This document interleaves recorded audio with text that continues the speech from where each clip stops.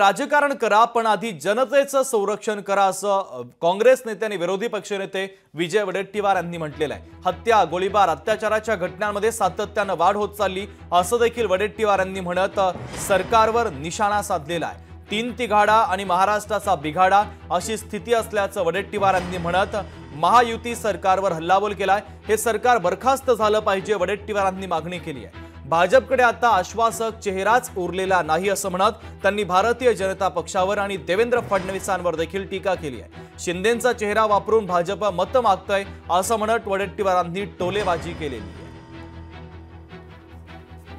गेल्या अशा घटनांमध्ये, गोळीबारामध्ये, चाकूने भोसकण्यामध्ये, खून करण्यामध्ये, गाडी चालवून मारण्यामध्ये आता या 6 महिन्यामध्ये 242 घटना झाल्या।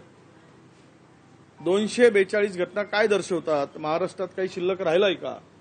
6 महिन्यामध्ये जर 242 लोकांना जीव गमवावा लागत असेल तर या सरकार बरखास्तच केलं पाहिजे। या सरकारला 1 मिनिट सुद्धा त्या खुर्चीवर बसण्याचा अधिकार या लोकांनी हिरावलेला आहे, गमावलेला आहे आणि त्यामुळे या सरकारवर कारवाई होणे, या सरकारने स्वतःहून खुर्ची सोडणं हे अपेक्षित आहे। आमच्याकडे बोट दाखवत होते राजकारण महाआघाडीचं ठरत नाही, आता काय ह्यांचं काय आहे? आता शिंदेशिवाय पर्याय नाही त्यांना, कारण शिंदे आता महाराष्ट्रामध्ये भाजपच्याकडे चेहराच नाही राहिलेला आहे। भाजपकडे चेहरा पुढे करावा आणि मत मागावं असं भाजपकडे कुठलाही फेस शिल्लक नाही।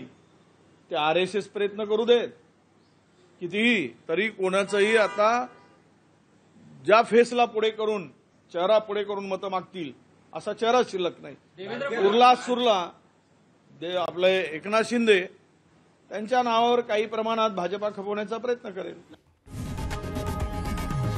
लोकशाही मराठी ऐका, पहा, जागरूक रहा।